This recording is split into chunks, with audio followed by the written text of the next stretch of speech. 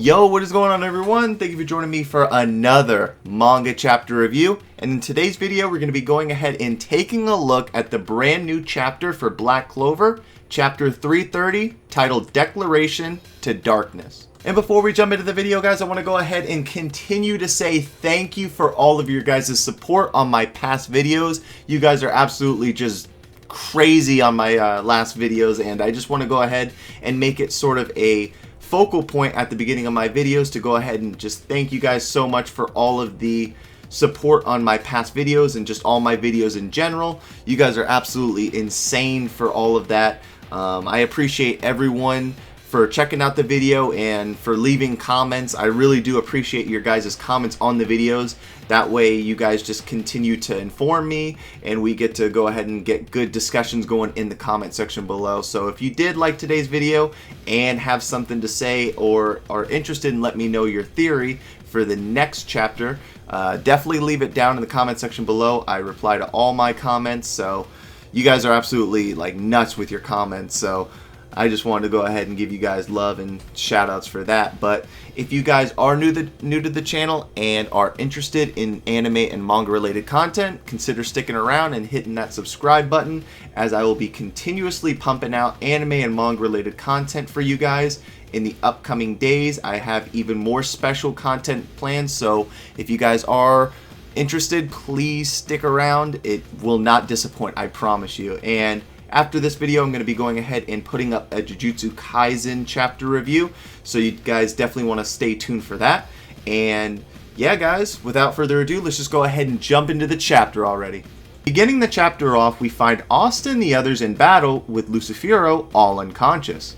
As the Magic Knights are lying incapacitated from their battle, we see Adramelk enter the battlefield. Upon arriving next to Asta, Libe, and Lucifero, he takes the opportunity to steal the remainder of the Devil King's heart. With Adramelk now acquiring Lucifero's heart, he states that now this is what I wanted.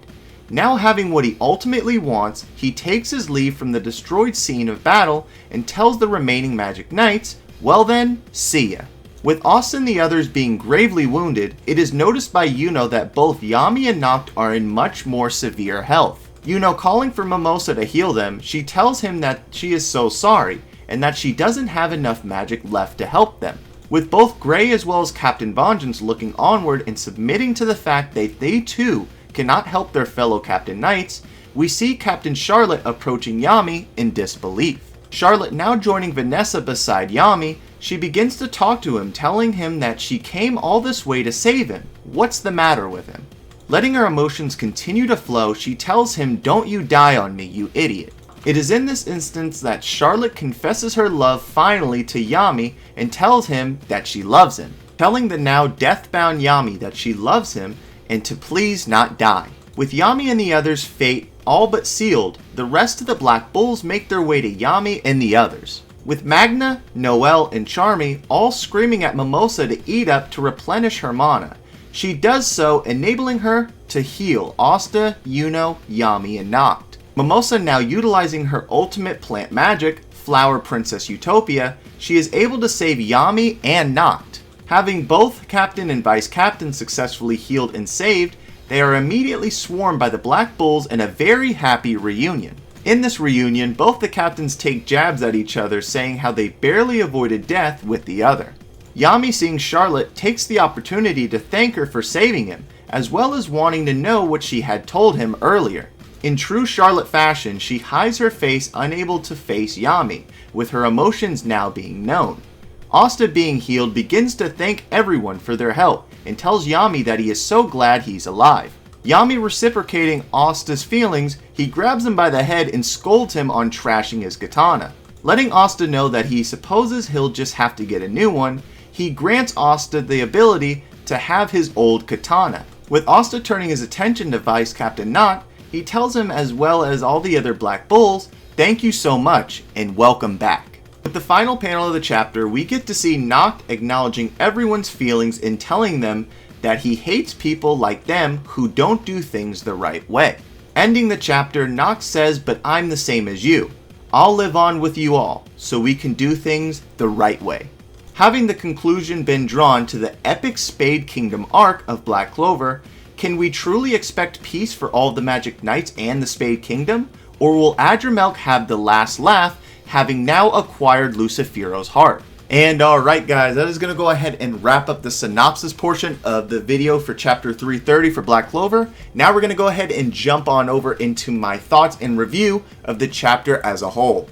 Whoo! Alright guys, hold on. I'm standing up right now. Hold on, I'm standing up. Let me take a seat. Let me pop a squat for you guys right quick while I tell you guys my thoughts of this chapter, alright? So I'm officially in my seat. My ass has met the seat. So I feel like talking about this chapter is much more complicated than maybe a lot of people are making it out to be on Twitter and Reddit and stuff like that. So I feel as though, because I don't see the leaks for any of these manga chapters before we get like the translations, right? So on Twitter, I was just seeing a lot of people retweet and tweet out how they were very dissatisfied with the Black Clover spoilers, right? Because now more than ever, especially with the Toei hacks, a lot of places and a lot of translation sites are very protective with their translations, I suppose. So I have not seen any spoilers or anything for the chapter until I actually physically read it like an hour ago. And I will say this. When I'm going to talk about this, guys, I want to break it down into two different sides. I want to talk about it as if this is legitimately the last panel and the last chapter for the Spade Kingdom arc. And then the second route I want to take is as if this may be like a kind of yeet moment by Yuki Tabata, and this may not be the end of the Spade Kingdom arc. It may just kind of like be a false, like sort of like ending, right? Like a cliffhanger of sorts. But we'll go ahead and start with the first route I chose when like tackling this chapter. And let's just say that this is legitimately the last chapter of the Spade Kingdom arc. It's done. This is how it ends. I'm not gonna lie to you guys. I do feel as though that the chapter, if this truly was the last chapter of the Spade Kingdom arc, I do feel not very vindicated in the ending of this, right? There's a lot to unpack here, right? Because at the beginning of the chapter we got Adramelk, who pretty much stole Lucifero's heart, right? And I've seen a lot of people saying stuff like, oh, you know, Adramelk stole his heart, but, oh, okay, I guess Asta didn't just slash it in two last chapter. I don't think did he actually slash it in two last chapter? I don't believe so. I believe he because you remember, right? Devil's hearts, they regenerate. So I think he slashed it, and as he was kind of like pounding Asta and Libe into the ground and trying to get away, I think that gave his heart a little bit of time to like heal up, I guess, because even in the shot where Adramelk's holding it, you kind of see that line down it, right? To almost as if there's two halves of it. So I wouldn't say too much that that's sort of like an ass pull or sort of like an inconsistency, because it's clearly there. So yeah, with Adramelk like grabbing his heart and like flying off, I mean, to me right there, it almost signals as though this isn't over, right? Because Adramelk is still on the loose. Like, they haven't gotten rid of him. So a devil besides Libe just wandering free in the human world can't be good, right? It can't like be a positive thing. So I mean, it's like, I don't even need to say I think. We will see Adramelk again. Now, whether we see him connected to another human, we will have to see. But Adramelk, I do feel like, is going to be a much grander antagonist in the future, if not within the next like handful of panels. So continuing onward to the end of, like, you know, pretty much the end of the chapter, summarizing it, you know, everyone thinks Yami and Nock's gonna die. They're about to die. Charmy tells Mimosa to eat up, and then they heal Yami and Nock. So, I feel a lot of people's criticisms is warranted with the ending of this chapter. Because if this is truly the ending of the chapter, I can't stress that enough. Because me personally, I don't feel like this is the ending of the arc. I don't think so. I feel like Yuki Tabata may have some more up his sleeve, right? I don't feel like this is just truly the end. But if this is the ending of the chapter, or the arc rather, I agree with people. I feel very unvindicated in the fact that, you know, this was kind of like very anticlimactic, right? So it doesn't really like there's a lot of loose ends that don't get tied up, right? So if we're just going off that, I would have to give the chapter like a 7 out of 10, because while I like the fact that it's very narrative driven, it's a pretty hefty chapter in terms of dialogue and narrative, and a lot of cool, a lot of feel-good moments and stuff like that happen. It doesn't really do a good job at sending us off from the arc, right? There's just a lot more that we could have got from the arc, but yeah, a 7 out of 10 is what I would give it, tentatively, if this is truly the ending of the arc. But now let's switch over into my thoughts on, let's just say this isn't the ending of the arc, and Yuki Tabata completely fools us. He's like, you know what, I got your dumbasses. Adramelk's literally coming back. He's bringing his homeboys. He's getting ready to fuck you guys up. Then we are talking about a totally different chapter, right?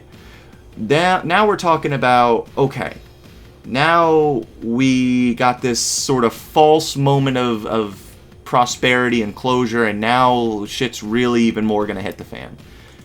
The reason why I say this is because, like, I feel like a lot of people are discrediting Yuki Tabata as like a story writer, because I almost forget people don't remember that, like, because I think the reincarnation arc was one of the best. Personally, that's my favorite arc, but the storytelling in that arc was just absolutely ridiculous. I really found it awesome that he did all of that, like, story writing, and especially with the elves and stuff. I really enjoyed that. So I think that we should give him a little bit more. We shouldn't be too quick to just slander him and hate on him. I think, like, you know, obviously this chapter at face value, it doesn't look, you know, as vindicating as I can say as some of the other chapters, but please keep in mind that maybe the next chapter may completely throw us off from this chapter. So I don't want people to get too, like, negative too quick, because it definitely can't happen. And I do think Yuki Tabata he's gonna like completely throw something at us that we don't even know, right? Maybe let me paint this picture for you. They all think everything's good, you know, the Black Bulls and everybody. They go back to the Clover Kingdom. All right, the fourth sibling, the Zagreus sibling, is there with Adramelk, right? And he's connected with Adramelk, the fourth sibling. And now Clover Kingdom's getting their shit rocked even more now, even after all of the demons that got unleashed, and the ancient demon that got unleashed over at the Clover Kingdom. Now we're talking about a completely different story, right? So I would definitely want you guys to be a little bit mindful, be a little bit more positive on this chapter. You know, obviously people are going to have their opinions, and I'm not telling them to not have their opinions, because like I told you before, if we're talking this is the complete end of the Spade Kingdom arc, 7 out of 10 for me. I did not really enjoy the ending that much. I liked the chapter. I thought it was a really good chapter, but, you know, the ending was kind of balls, I'm not gonna lie to you. But yeah, guys, please keep an open mind. If we're talking about that avenue, with this not being the end of the Spade Kingdom arc, this could be easily a 10, as well as the next chapter being a 10. So don't be surprised when we see a complete, like, 180 for next chapter. Mark my words, guys. I think you guys are getting too and I want to preference this, not all of you guys.